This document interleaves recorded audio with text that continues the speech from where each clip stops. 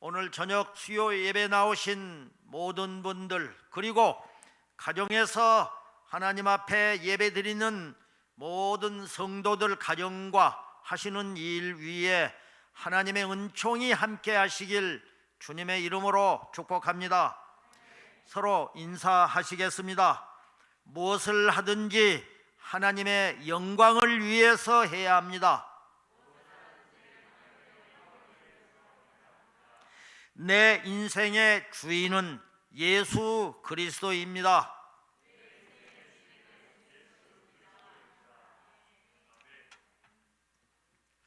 어느 선생님이 입시 공부에 찌들어 있는 학생에게 소원이 무엇이냐고 물어보자 그 학생은 이렇게 대답했습니다. 제 소원은 아침 먹고 자고 점심 먹고 자고 저녁 먹고 자는 겁니다. 그러자 선생님은 이렇게 말했습니다. 이놈아, 사흘만 그렇게 자봐라.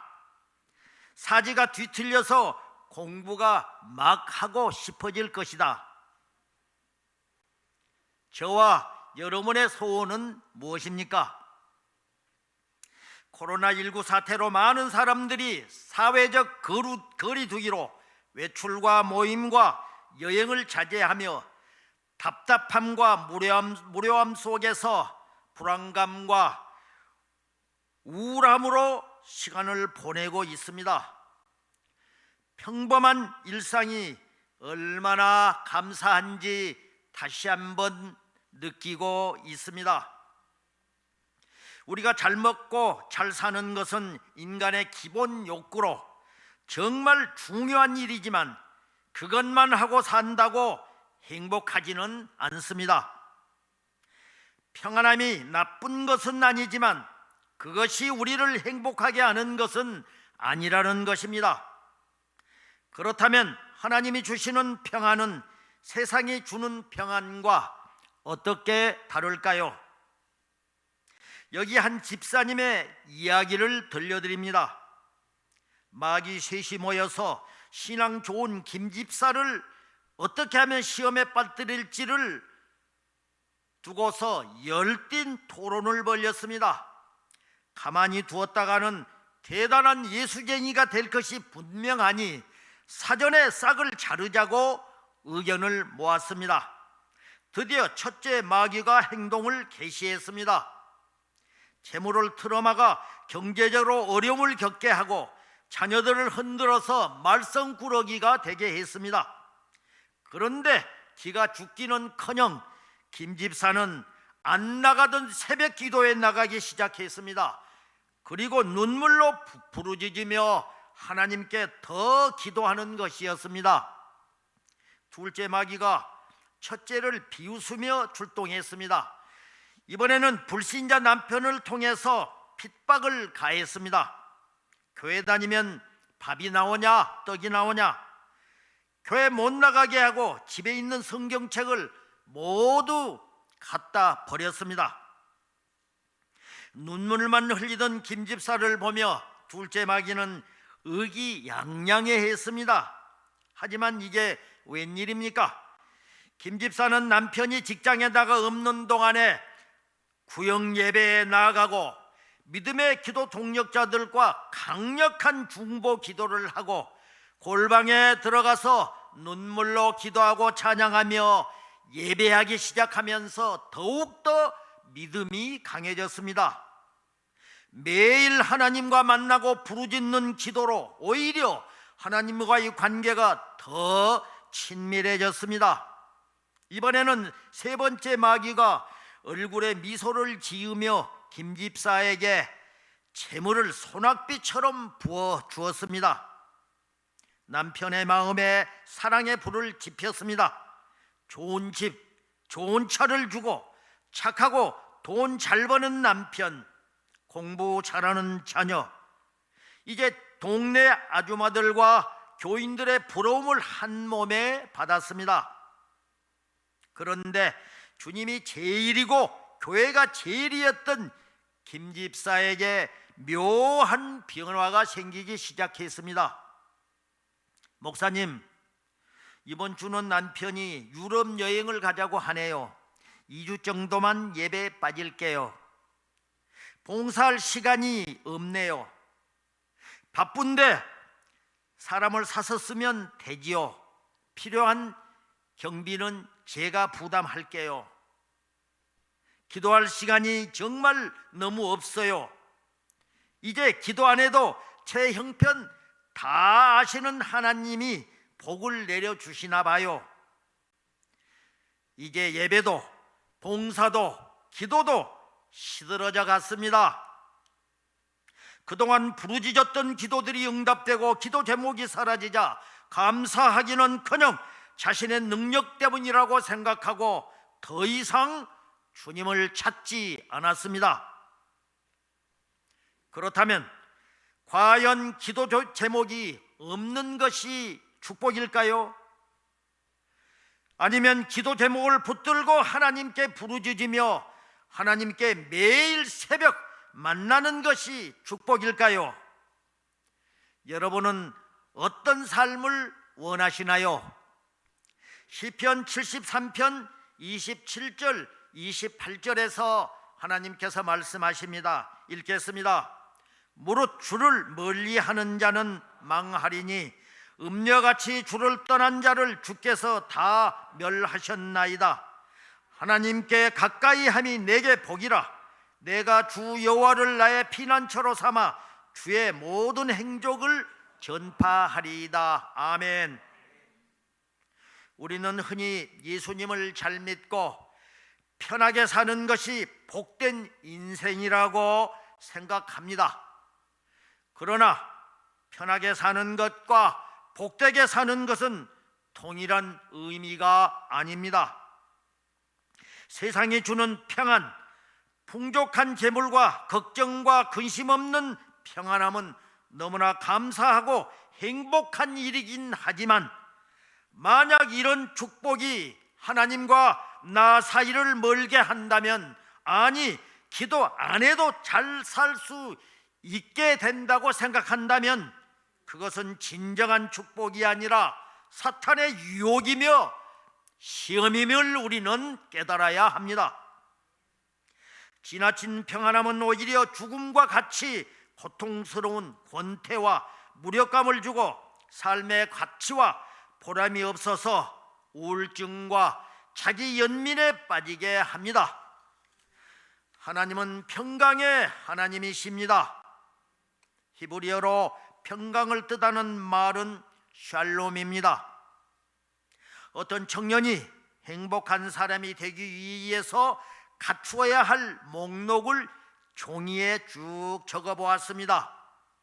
가장 중요한 것, 건강, 돈, 명예, 권력, 그리고는 그가 평소에 존경하던 경험이 많으신 유명한 선생님에게 보여드리면서 그 청년은 이렇게 말했습니다. 선생님, 이것들을 갖추면 행복하겠죠. 지금부터 이것들을 하나하나 갖추도록 또 성취하도록 노력하겠습니다.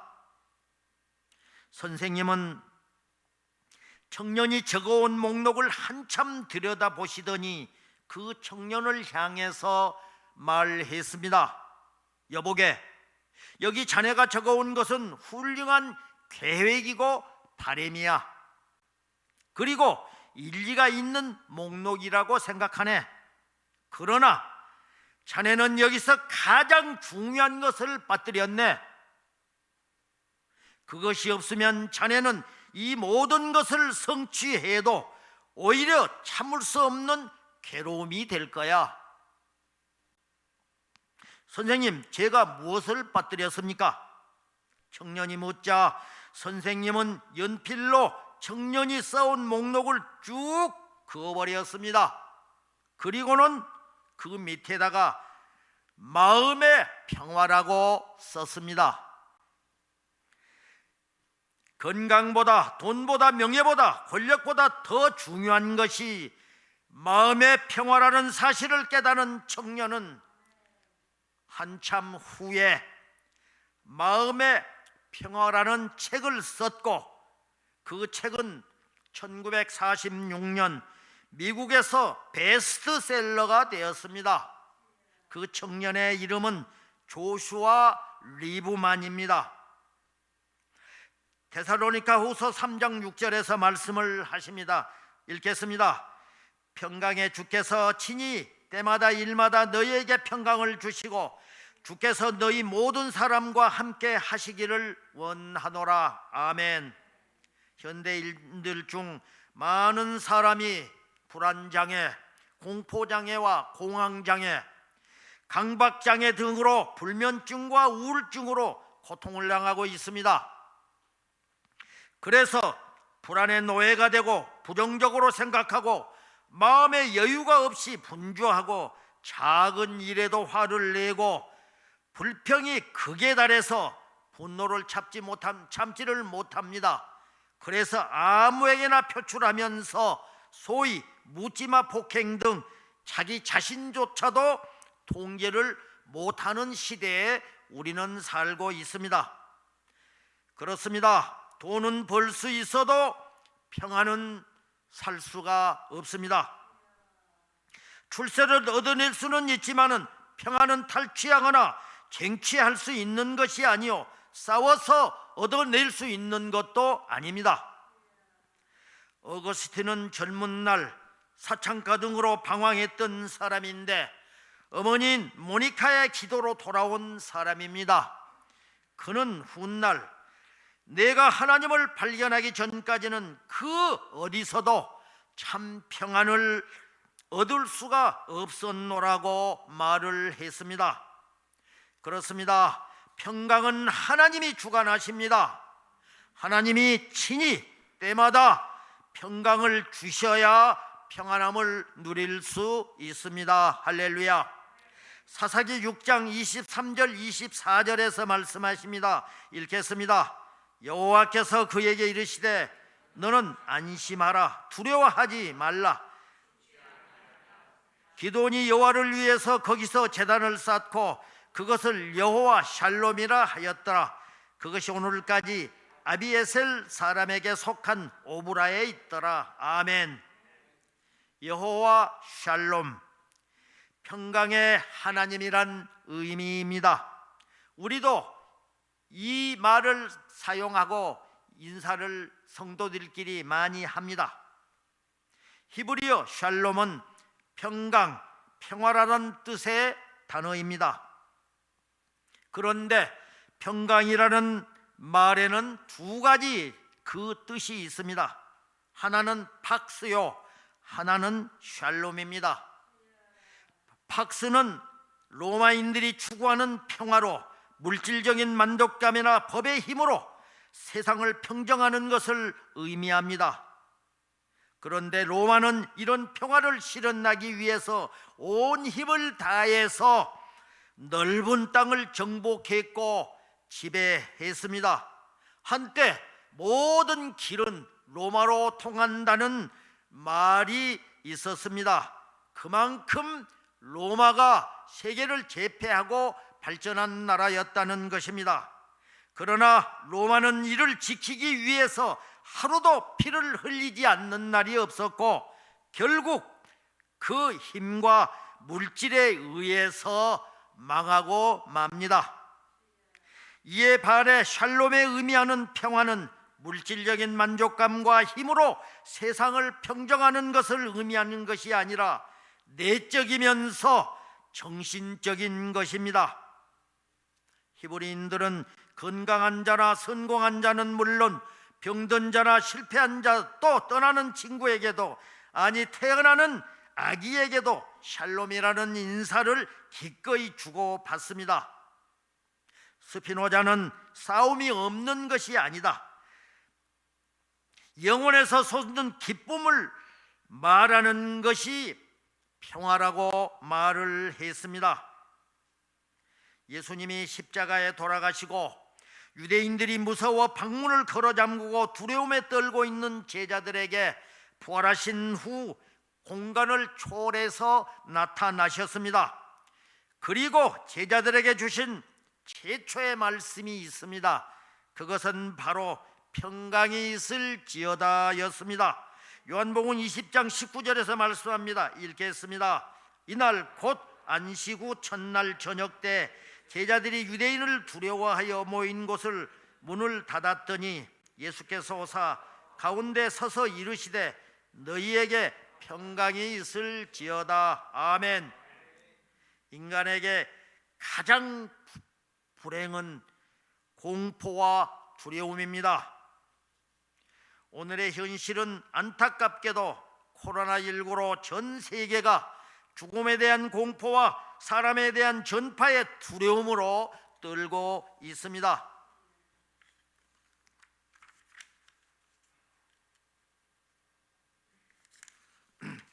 반대로 가장 큰 행복은 평강입니다.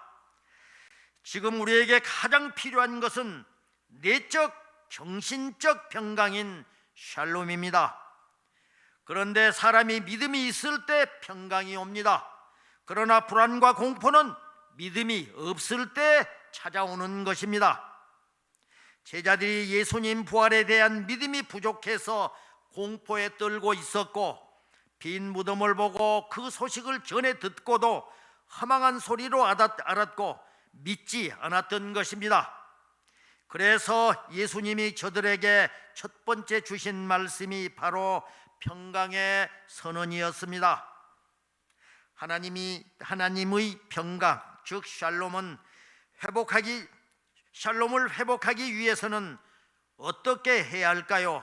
먼저 주 안에서 기뻐해야 합니다. 빌립보서 4장 4절에서 말씀하십니다. 읽겠습니다. 주 안에서 항상 기뻐하라. 내가 다시 말하노니 기뻐하라. 아멘. 세상 사람들은 기뻐할 일이 있어야 웃지만 바울은 감옥에서 처형을 앞두고도 기쁨을 잃지 않았습니다. 죽음도 바울의 기쁨을 빼앗을 수가 없었습니다. 그 비결이 무엇일까요? 바로 주님이 주신 기쁨이 있었기 때문입니다. 예수 믿는 사람들의 기쁨은 기준이 자기가 아닙니다. 자기가 기준인 기쁨은 잠시 그때뿐입니다. 그런 기쁨을 얻은 샬롬은 금방 사라지고 또 다른 근심거리가 생기고 몰려옵니다. 그렇습니다. 우리의 기쁨은 주 안에서 기뻐하는 것입니다. 이 기쁨은 사그라지지 않고 항상 웃으며 샘솟듯 솟아납니다. 그래서 마르지도 않습니다. 만약 예수님을 믿었는데도 기쁨이 없거나 사그라졌다면 그것은 욕심 때문일 것입니다. 내가 그 기쁨의 주인이 되어 있기 때문입니다. 주 안에서의 기쁨은 주인공이 바로 하나님이시며, 그 기쁨을 얻기 위해서는 내가 하나님 편에 서 있어야 합니다. 잠언 16장 20절에서 말씀합니다. 읽겠습니다. 삼가 말씀에 주의하는 자는 좋은 것을 얻나니 여호와를 의지하는 자는 복이 있느니라. 아멘. 미국에서 남북 전쟁이 일어나 링컨 대통령이 이끄는 북군의 전세가 불리하게 돌아갈 때였습니다. 그런데 북군을 이끄는 링컨도 또 남군을 이끄는 제프리도 신실한 크리스천이었습니다. 링컨도 제프리도 양쪽 모두 기도의 날을 선포하고 하나님께 자기 편에 서달라고 간절히 기도했습니다. 한 참모가 링컨에게 물었습니다. 카카, 하나님은 우리 북군 편에 계실까요? 남군 편에 계실까요? 이 질문에 링컨 대통령은 이렇게 대답했습니다. 나는 하나님이 우리 편에 계신가 적의 편에 계신가 하는 것을 가지고 고민하지 않네. 네, 우리가 지면 죽을 수도 있는데, 망할 수도 있는데 그걸 고민하지 않으신다고요? 링컨 대통령은 나의 유일한 고민은 내가 하나님 편에 서 있는가 하는 것이네. 할렐루야. 마태복음 6장 24절에서 말씀하십니다. 읽겠습니다. 한 사람이 두 주인을 섬기지 못할 것이니 혹 이를 미워하고 저를 사랑하거나 혹 이를 중히 여기고 저를 경히 여김이라. 너희가 하나님과 재물을 겸하여 섬기지 못하느니라. 아멘. 우리들도 하나님이 내 편인지 다른 경쟁자의 편인지 고민하신 적이 있으신가요? 그러나 하나님은 늘 내 편에 계시면서 여전히 돈과 명예와 권력과 같은 세상 편에 있는 나를 보고 근심하고 계십니다. 우리는 모두 하나님의 도우심과 축복을 바라고 있지만 어떻게 해야 하나님의 도우심을 받을 만한 합당한 사람이 될 수 있는지에 대해서는 고민하지 않고 있습니다. 나는 진정으로 하나님 편에 서 있나요? 아니면 하나님보다 사람과 재물을 더 의지하고 있지는 않나요? 무엇을 먹을까, 무엇을 입을까 고민하며 늘 걱정과 염려로 불안에 떨고 있지는 않나요? 이사야 26장 3절에서 말씀합니다. 읽겠습니다. 주께서 심지가 견고한 자를 평강하고 평강토록 지키시리니 이는 그가 주를 신뢰함이니이다. 아멘. 심지가 견고한 자는 하나님 편에서 하나님을 굳게 붙잡고 의지하는 마음을 가진 사람을 의미합니다. 성경은 주님을 믿고 따르는 사람에게 참된 평안을 주신다고 말씀하십니다. 하나님은 자기를 의지하고 마음이 한결같은 자에게 완전한 평안을 주시고 그들을 지켜주십니다. 그렇습니다. 우리는 가진 것이 없어도 남편과 아내가 힘들게 하고 아이들이 속을 썩여도 또 육신의 고통이 극심해도 그리고 코로나가 공격해도 우리는 행복할 수 있습니다. 왜냐하면 예수 그리스도가 계시기 때문입니다. 우리는 예수님 한 분 때문에 행복한 사람들입니다. 할렐루야. 하박국 3장 17절 18절에서 말씀하십니다. 읽겠습니다. 비록 무화과나무가 무성하지 못하며 포도나무에 열매가 없으며 감람나무에 소출이 없으며 밭에 먹을 것이 없으며 우리의 양이 없으며 외양간에 소가 없을지라도 나는 여호와로 말미암아 즐거워하며 나의 구원의 하나님으로 말미암아 기뻐하리로다. 아멘. 내 마음대로 살 때 행복이 오는 것이 아니라 나를 이 땅에 존재하게 하신 하나님의 뜻을 생각하고 그 뜻대로 살려고 애쓸 때 나는 진정 잘 사는 사람이고 행복한 사람이 될 수 있는 것입니다. 우리 모두는 주님을 신뢰함으로 주 안에서 샬롬을 외치며 평강의 하나님과 함께 세상이 줄 수 없는 참 평강을 누리시기를 주님의 이름으로 축복합니다. 할렐루야. 오늘 본문인 시편 23편은 믿음의 왕 다윗이 인생 말년에 평생 동안 자신을 사랑과 능력으로 인도하시고 돌봐주신 여호와 하나님의 은혜를 회상하면서 믿음으로 고백한 은혜로운 시입니다. 본문 1절을 3절을 읽겠습니다. 여호와는 나의 목자시니 내게 부족함이 없으리로다. 그가 나를 푸른 풀밭에 누이시며 쉴만한 물가로 인도하시는도다. 내 영혼을 소생시키시고 자기 이름을 위하여 의의 길로 인도하시는도다. 아멘. 다윗은 목동이었습니다. 그는 성실한 목동으로 자기의 양들을 잘 돌보았습니다. 그는 그 경험을 바탕으로 자기를 돌보시는 여호와 하나님을 생각했습니다. 그리고 여호와께서 자기의 목자가 되어 주셨기에 내게 부족함이 없다고 고백을 하고 있습니다. 하나님께서 그의 파란만장한 인생 가운데도 항상 푸른 풀밭에 누이시고 쉴만한 물가로 인도하여 주셨음을 확실히 믿고 시로 노래하고 있습니다. 우리가 인생을 살아가는 동안 낙심과 두려움과 실패가 없을 수는 없지만은 그 어떤 고난을 만나도 하나님께서 우리의 영혼을 소생시켜 주시고 우리와 함께 하십니다. 그리고 하나님의 자녀라는 이름 때문에 우리들을 의의 길로 인도하여 주십니다.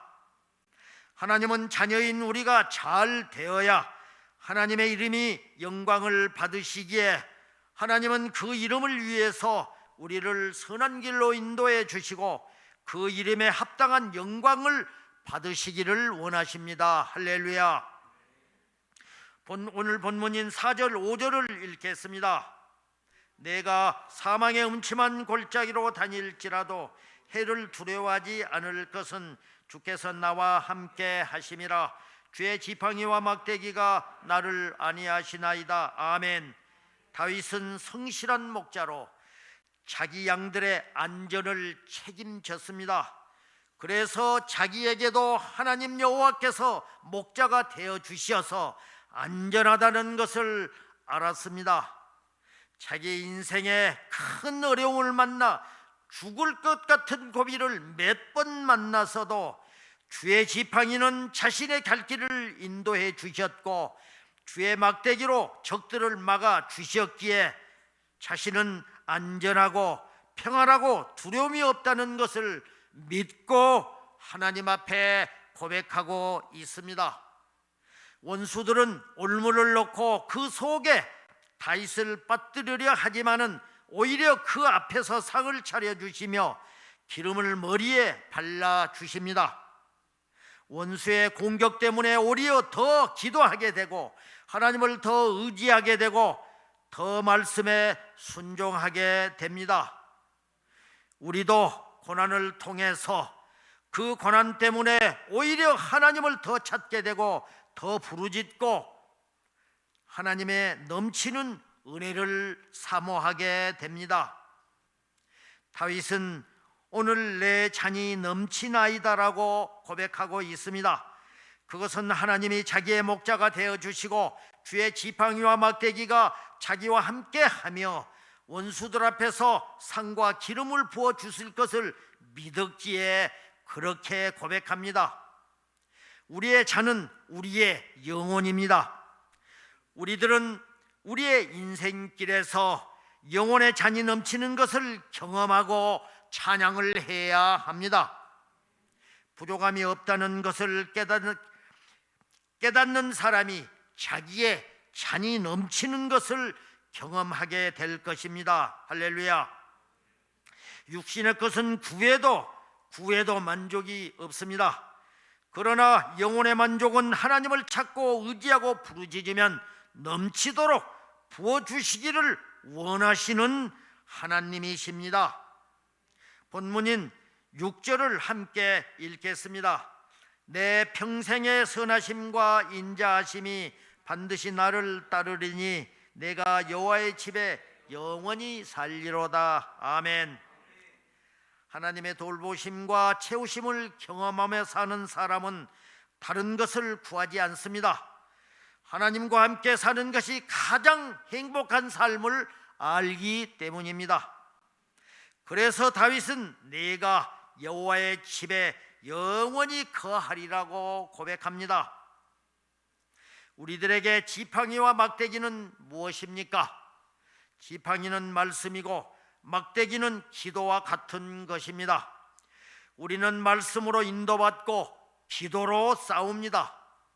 하나님은 날마다 우리 앞에 상을 차려주셔서 우리의 영혼을 살찌게 하시고 강건하게 하시고 성령으로 기름 부어 주셔서 성령으로 충만하게 해 주십니다. 할렐루야.